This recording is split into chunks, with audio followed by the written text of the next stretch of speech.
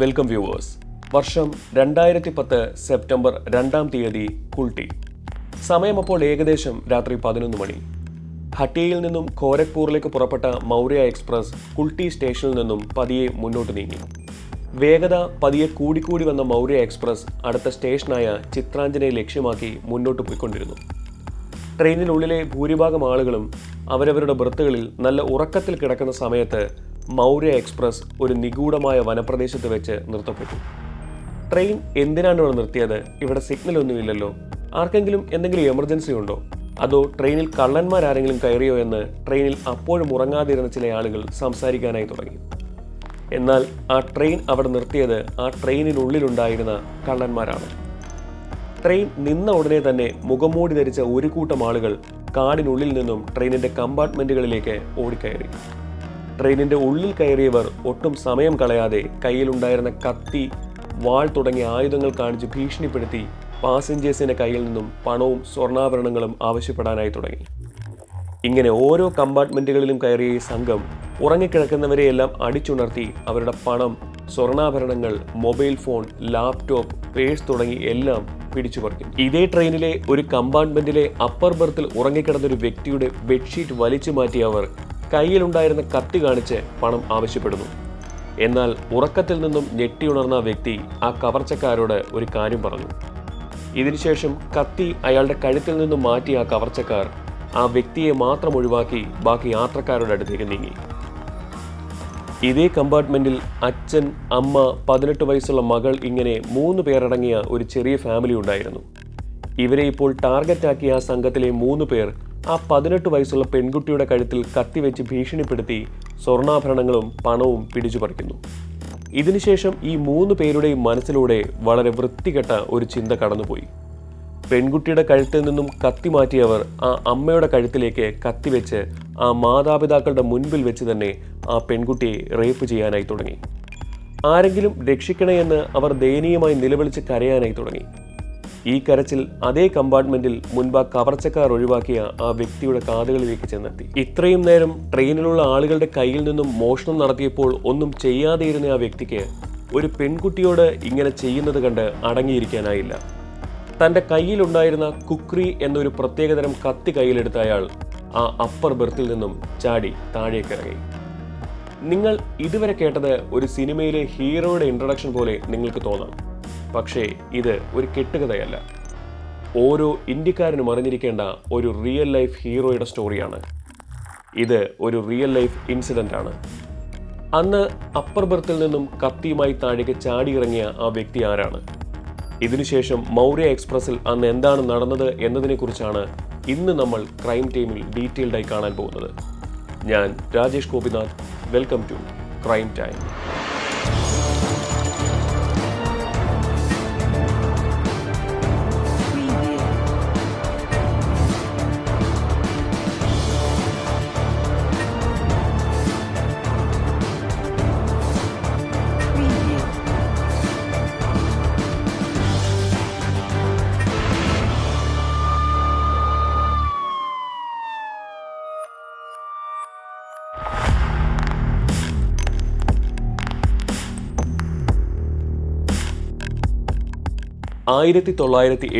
ൽ നേപ്പാളിലെ ഒരു ചെറിയ ഗ്രാമത്തിൽ വിഷ്ണു ശ്രേഷ്ഠ എന്നൊരു കുഞ്ഞ് ജനിക്കുന്നു.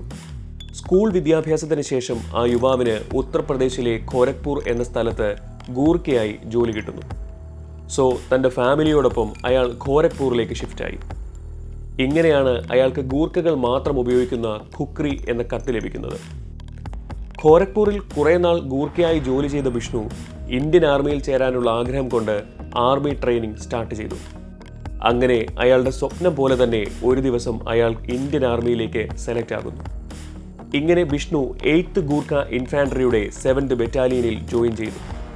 ഇതിനുശേഷം റാഞ്ചിയിൽ പോസ്റ്റിംഗിലിരുന്ന വിഷ്ണു തൻ്റെ മിലിറ്ററി ടീമിനോടൊപ്പം പലതവണ മിലിറ്ററി ഓപ്പറേഷൻസുകളിലും പങ്കെടുത്തിട്ടുണ്ട്.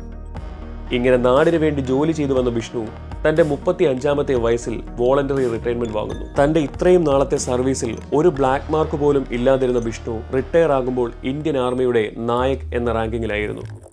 വർഷങ്ങൾക്ക് ശേഷം തൻ്റെ ഫാമിലിയെ കാണാൻ പോകുന്നു എന്ന സന്തോഷത്തോടെ അദ്ദേഹം 2010 സെപ്റ്റംബർ 2-ാം തീയതി റാഞ്ചി റെയിൽവേ സ്റ്റേഷനിൽ നിന്നും ടിക്കറ്റ് എടുത്ത് മൗര്യ എക്സ്പ്രസിനായി പ്ലാറ്റ്ഫോമിൽ വെയിറ്റ് ചെയ്യുന്നു. 5:20 മൗര്യ എക്സ്പ്രസ് റാഞ്ചി റെയിൽവേ സ്റ്റേഷനിലേക്ക് വന്നെത്തി. ട്രെയിനിൽ കയറി തൻ്റെ വിൻഡോ സീറ്റിലിരുന്ന ബിഷ്ണു പുറത്തെ കാഴ്ചകളെല്ലാം കണ്ട് അടുത്ത 24 മണിക്കൂറുകൾക്കുള്ളിൽ തൻ്റെ ഫാമിലിയെ കാണാനാകുമെന്ന സന്തോഷത്തോടെ ഇരുന്നു. ഓരോ സ്റ്റേഷൻ കഴിയുന്തോറും കമ്പാർട്ട്മെൻറ്റുകളിലേക്ക് ആളുകൾ വന്ന് നിറയാനായി തുടങ്ങുന്നു. ഇങ്ങനെ രാത്രി ആയതോടെ ഡിന്നറെല്ലാം കഴിഞ്ഞ ബിഷ്ണു തൻ്റെ സൈഡ് അപ്പർ ബെർത്തിൽ ഉറങ്ങാനായി കിടന്നു. സമയം രാത്രി 11 മണി. മൗര്യ എക്സ്പ്രസ് കുൾട്ടി സ്റ്റേഷനിലേക്ക് വന്നെത്തി. കുൾട്ടി സ്റ്റേഷനിൽ നിന്നും ട്രെയിനിലേക്ക് കയറിയ പാസഞ്ചേഴ്സിനോടൊപ്പം 5 കള്ളന്മാർ കൂടി കമ്പാർട്ട്മെൻറ്റുകളിലേക്ക് കയറി. ഇങ്ങനെ കമ്പാർട്ട്മെൻറ്റുകളിലേക്ക് കയറിയവർ പാസഞ്ചേഴ്സിനോടൊപ്പം ഇരുന്നു. ട്രെയിൻ പതിയെ കുൾട്ടി സ്റ്റേഷനിൽ നിന്നും മുന്നോട്ട് നീങ്ങി. വേഗത പതിയെ കൂടിക്കൂടി വന്ന ട്രെയിൻ അടുത്ത സ്റ്റേഷനായ ചിത്രാഞ്ജനെ ലക്ഷ്യമാക്കി നീങ്ങി. കുൾട്ടിക്കും ചിത്രാഞ്ജൻ സ്റ്റേഷനുമിടയിൽ നിഗൂഢമായ ഒരു വനപ്രദേശമുണ്ട്. ട്രെയിൻ ഈ വനപ്രദേശത്തെത്തിയതും ട്രെയിനിൽ കയറിയിരുന്ന കള്ളന്മാർ ട്രെയിൻ ചെയിൻ വലിച്ചു നിർത്തുന്നു. ഇങ്ങനെ മുൻപ് പ്ലാൻ ചെയ്തതുപോലെ മുഖംമൂടി ധരിച്ച ഒരു കൂട്ടം ആളുകൾ കാടിനുള്ളിൽ നിന്ന് ട്രെയിനിലേക്ക് ആയുധങ്ങളുമായി ഓടിക്കയറി. ഇതിനുശേഷമാണ് ഞാൻ മുൻപ് ഇൻട്രോയിൽ പറഞ്ഞ കാര്യങ്ങൾ നടക്കുന്നത്. ട്രെയിനിൽ കയറിയ കവർച്ചക്കാരിൽ ചിലർ അപ്പർ ബെർത്തിൽ ഉറങ്ങിക്കിടന്നൊരു വ്യക്തിയുടെ ബെഡ്ഷീറ്റ് മാറ്റി ആ വ്യക്തിയെ തട്ടിയുണർത്തി പണം എടുക്കാനായി പറഞ്ഞപ്പോൾ ആ വ്യക്തി പറഞ്ഞ കാര്യം കേട്ട് അദ്ദേഹത്തെ ശല്യം ചെയ്യാതെ കവർച്ചക്കാർ പോയി എന്ന് പറഞ്ഞില്ലേ? ആ വ്യക്തി പറഞ്ഞത് ഞാനൊരു മിലിറ്ററിക്കാരൻ ആണെന്നാണ്. ആ വ്യക്തിയാണ് വിഷ്ണു ശ്രേഷ്ഠ. അന്ന് ആ കൊള്ളക്കാർ തട്ടിയുണർത്തിയത് ഒരു മിലിറ്ററിമാനെ മാത്രമായിരുന്നില്ല, അവരുടെ അനീതിയും അഹങ്കാരവും വേരോടെ അറുത്തെടുക്കാൻ വന്ന ഒരു റിയൽ ലൈഫ് ഹീറോയെ കൂടിയായിരുന്നു. ഒരു പട്ടാളക്കാരനായിട്ടും എന്തുകൊണ്ട് അയാൾ തുടക്കത്തിലെ ആ ക്രിമിനലുകളെ എതിർത്തില്ല? ഒരു പെൺകുട്ടിയെ റേപ്പ് ചെയ്യാൻ തുടങ്ങുന്നതുവരെ എന്തിനു വേണ്ടി അയാൾ വെയിറ്റ് ചെയ്തു എന്ന് നിങ്ങൾ ചിന്തിക്കണം. ഇതിന് ഒരു കാരണമുണ്ട്. ഉറക്കത്തിൽ നിന്നും ഉണർന്ന വിഷ്ണു ശ്രേഷ്ഠ ആ കോച്ചിനുള്ളിൽ കയറിയ ക്രിമിനലുകളുടെ ആക്ടിവിറ്റീസും അവർ മൊത്തം 40 പേരുണ്ടെന്നും നോട്ട് ചെയ്യുന്നു. ഇതിൽ പല ആളുകളുടെ കയ്യിലും മൂർച്ചയേറിയ ആയുധങ്ങൾ ഉള്ളതായും അവരിൽ ഒരാളുടെ കയ്യിൽ ഒരു ഗണ്ണുള്ളതായും മനസ്സിലാക്കുന്നു. തൻ്റെ ചുറ്റുമുള്ള ശത്രുക്കളുടെ ബലം മനസ്സിലാക്കാനായി അദ്ദേഹത്തിന് വേണ്ടിയിരുന്ന സമയം കാരണമാണ് അദ്ദേഹം തുടക്കത്തിലെ ആ കവർച്ചക്കാരെ എതിർത്ത് ഫൈറ്റ് ചെയ്യാതെയിരുന്നത്. ഇതേ സമയത്താണ് സ്വന്തം മകളെ രക്ഷിക്കണമെന്ന് പറഞ്ഞ് കരഞ്ഞ ആ അമ്മയുടെ ദയനീയമായ നിലവിളി വിഷ്ണുവിൻ്റെ കാതുകളിലേക്ക് എത്തിയത്. ഒരു പെൺകുട്ടിയെ ഇപ്പോൾ ഇവർ റേപ്പ് ചെയ്യാൻ പോകുന്നു എന്ന് മനസ്സിലാക്കിയ വിഷ്ണു ശ്രേഷ്ഠ ഇനിയും വെയിറ്റ് ചെയ്യേണ്ട കാര്യം ഇല്ല എന്ന് മനസ്സിലാക്കി തൻ്റെ കുക്രി കത്തി കയ്യിലെടുത്ത് അപ്പർ ബെർത്തിൽ നിന്നും ചാടി താഴേക്കിറങ്ങി. ഇങ്ങനെ താഴേക്ക് ചാടിയിറങ്ങിയ അദ്ദേഹം ആ പെൺകുട്ടിയുടെ കയ്യിൽ കയറി പിടിച്ചു നിന്ന 2 പേരുടെയും ആ അമ്മയുടെ കഴുത്തിൽ കത്തിവെച്ച് നിന്നവൻ്റെയും കഴുത്തിൽ മിന്നൽ വേഗത്തിൽ കുക്രി കഠാര കുത്തിയിറങ്ങി. എന്താണ് നടക്കുന്നത് എന്ന് മനസ്സിലാക്കുന്നതിന് മുൻപ് തന്നെ ആ 3 ക്രിമിനലുകളും അവിടെ മരിച്ചു വീണു. ഇപ്പോൾ തങ്ങളുടെ കൂടെ ഉണ്ടായിരുന്ന 3 പേരെ ഒരുത്തൻ കൊന്നത് കണ്ട ആ 37 പേരും ഒരുമിച്ച് വിഷ്ണു ശ്രേഷ്ഠയുടെ അടുത്തേക്ക് ആയുധങ്ങളുമായി ഓടിയെത്തി. ഒരു പോർക്കളത്തിൽ എതിരാളികളെ എങ്ങനെ എതിർക്കണം എന്ന് ട്രെയിനിങ് കിട്ടിയിരുന്ന അദ്ദേഹത്തിന് ഈ 37 പേർക്കെതിരെ ഫൈറ്റ് ചെയ്യാൻ വേണ്ടി രണ്ടാമതൊന്ന് ആലോചിക്കേണ്ടി വന്നില്ല. തൻ്റെ കയ്യിൽ കുക്രി കഠാര മുറുക്കി പിടിച്ച അദ്ദേഹം ആ 37 പേർക്കുമെതിരെ ഓടിയെടുത്ത് 7-8 പേരെ തൻ്റെ കഠാര ഉപയോഗിച്ച് തനിക്ക് മാത്രം അറിയാവുന്ന ചില മൂവ്മെന്റുകൾ കൊണ്ട് കുത്തിവീഴ്ത്തി. ശരീരത്തിൽ പലതവണ വെട്ടുകൾ കിട്ടുന്നുണ്ടെങ്കിലും ആ 37 പേർക്കെതിരെ ഒറ്റയ്ക്ക് അദ്ദേഹം ഫൈറ്റ് ചെയ്യുന്നത് കണ്ട ആ ട്രെയിനിലുണ്ടായിരുന്ന പാസഞ്ചേഴ്സും ഇപ്പോൾ ആ ക്രിമിനൽസുകൾക്കെതിരെ ഫൈറ്റ് ചെയ്യാനായി തുടങ്ങി.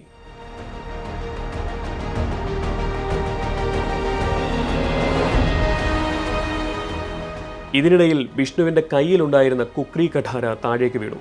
ഇത് കയ്യിലെടുത്തൊരു കൊള്ളക്കാരൻ അതുപയോഗിച്ച് വിഷ്ണുവിൻ്റെ കയ്യിൽ ആഴത്തിൽ കുത്താനായി തുടങ്ങി.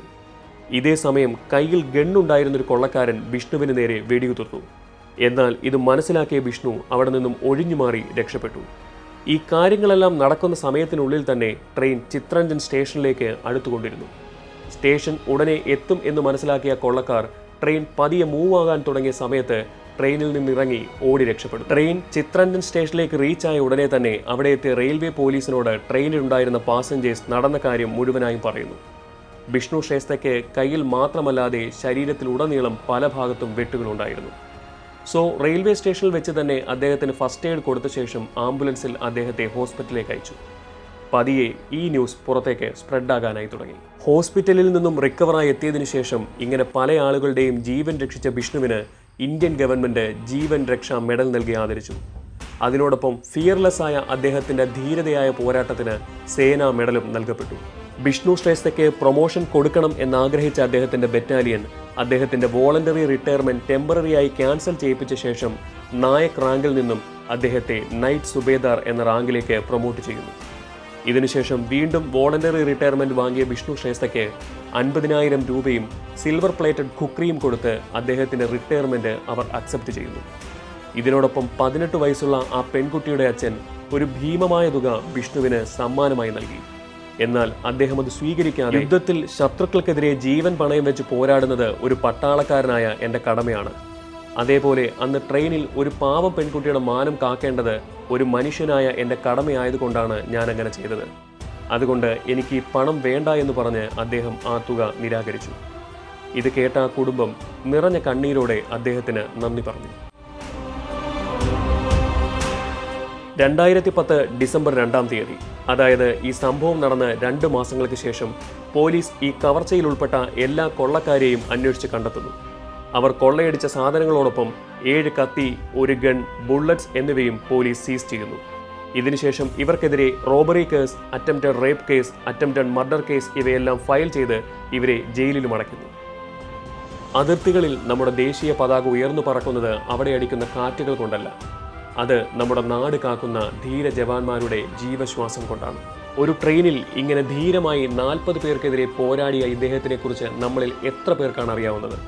ഇത് ഓരോ ഇന്ത്യക്കാരും അറിഞ്ഞിരിക്കേണ്ട സ്റ്റോറിയാണ്. ഒരു പ്രശ്നം വരുമ്പോൾ ജാതി, മതം, ഇനം, മൊഴി ഒന്നും നോക്കാതെ പെരുമാറണം എന്നുള്ളൊരു ഓർമ്മപ്പെടുത്തൽ കൂടിയാണ് വിഷ്ണു ശ്രേഷ്ഠ ഇവിടെ നൽകുന്നത്.